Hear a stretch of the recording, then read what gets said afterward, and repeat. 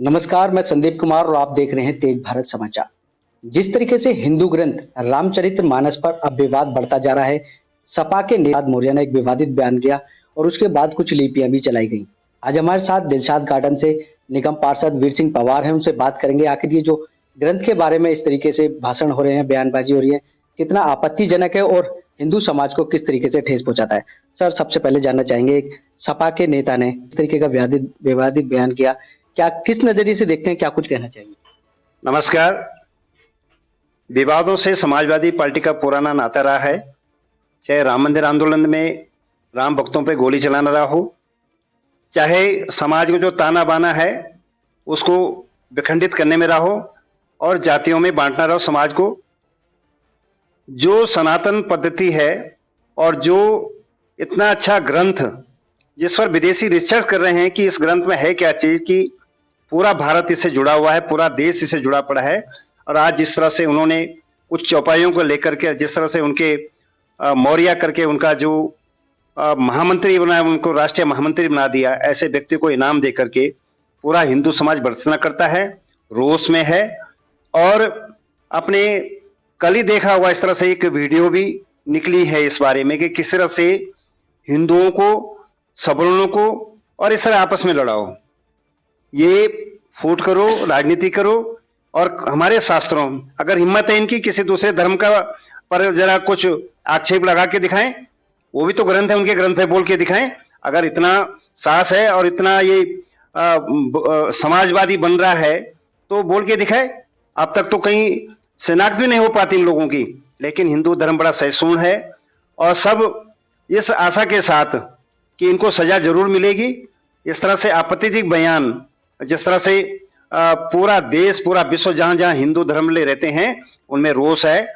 और जिस तरह से इनका एक ही सिर्फ राजनीतिक स्तर का ये रहा है, इसमें कहीं भी कुछ ऐसा नहीं है कि किसी वर्ग विशेष से कोई बात हो। हिंदू सब एक हैं, हिंदू समरस है और हिंदू में कोई पतित नहीं है। ये सबसे सोचना चाहिए राजनेताओं को। हिंदू में कोई पतित नहीं है, हम सब एक संतान है, ऋषि मुनियों के संतान हैं और उसी पद्धति पे हम चल रहे हैं। क्या कुछ कहेंगे? कहते हैं कि ग्रंथ से कोई विरोध नहीं है, लेकिन जो आपत्तिजनक है उसमें कुछ लाइनें हैं महिलाओं के लिए कहा गया है और उसके साथ ही साथ देखा गया है कि अभी कुछ दिनों पहले ही उस लिपि को भी जला दिया गया। कितना सही मानते हैं? आप कौन होते हैं किसी धर्म ग्रंथ की विवेचना करने वाले पर? किसी सूत्र पर आप कौन है कि आप कितने बड़े ज्ञानी हैं? और आज आपकी उम्र 65 से ऊपर है। क्या आपको 20 साल पहले ये बात ध्यान नहीं आई थी? अचानक आपको जब चुनाव सर पे हैं तभी आप इस तरह से हिंदू धर्म को इस तरह अपमानित करेंगे?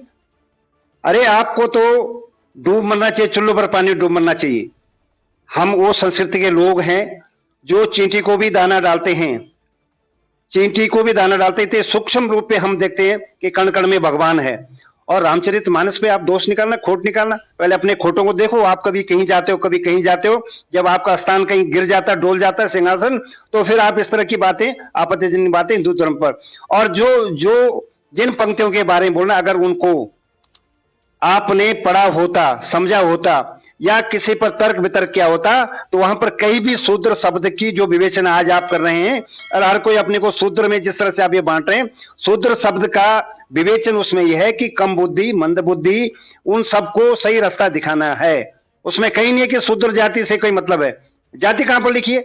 लेकिन इनको खुल अपनी जातियों का, कभी तो आप अगड़ा, कभी पिछड़ा, कभी नीचे, क्या है ये देश आगे बढ़ना है, विश्व में आज विश्व गुरु हमने बनना है। आप उस बात को तो ध्यान नहीं दे रहे।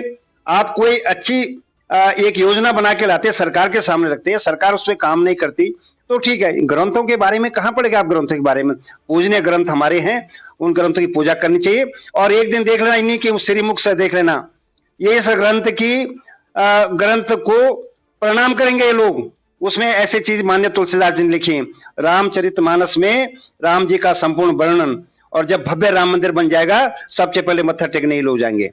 बात करें जिस तरीके से ग्रंथ का अपमान हुआ, हिंदुओं का अपमान हुआ, सपा के जो अध्यक्ष हैं उन्होंने इनका सपोर्ट किया है कि भाई जो कहा है वो सही कहा है, लेकिन ये नहीं कह रहे कि जो इन्होंने कहा है कि आपत्तिजनक। ये कह ही नहीं सकते हैं। इनके 2024 का चुनाव वो नजर आ रहा है, लेकिन इनको ये पता नहीं कि माननीय मुलायम सिंह जी ने राम भक्तों में जैसे गोली चलाई थी, राम जी का अपमान किया था, उन भक्तों का अपमान किया था, इनका भी यही हश्र होने जा रहा है। कोई भी पार्टी हो, राजनीतिक पार्टी, उस क्षेत्र के लोगों का विकास, जहां से लोगों ने आपको चुन, उनके विकास की बातें करनी चाहिए, न कि विनाश की। इस तरह जातियों में बांट के इनको कुछ मिलने वाला है नहीं। और जिस तरह से आपने उसका पदोन्नति कर दी, इससे सच पता होता है कि ये शब्द जो उसने उसके मुंह से बुलाए हैं, ये इन्हीं के शब्द थे और वो जाके उन्होंने आगे बोले हैं, शब्द इनके थे।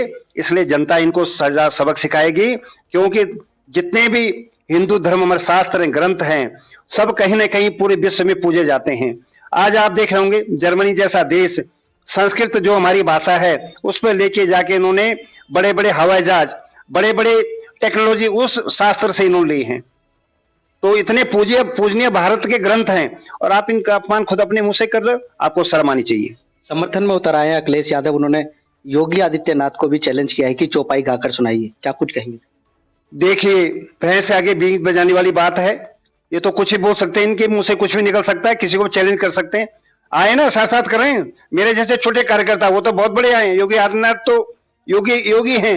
हम जैसे छोटे कार्यकर्ता के सामने हमें बुलाए ना, हम बताते हैं इनको चौपाई का अर्थ बताते हैं, समझाएंगे उनको कि क्या अर्थ क्या होता है। और आप जो ये जाति में पड़े हो, आपको पता नहीं, आप कृष्ण भगवान के वंशज हो, आपको तो कुछ पता ही नहीं है, इन चौपाई के पीछे पड़ गए हो आप। कृष्ण भगवान के वंशज, और आज आप अपने को शूद्र हूं, मैं शूद्र हूं, जिन्होंने पूरी गीता लिखी है, जो कर्म पर विश्वास करते हैं। आप तो कर्म भी छोड़ दे आपने, अब जाति में उलझ गए। इसलिए कुछ इनको मिलने वाला है नहीं।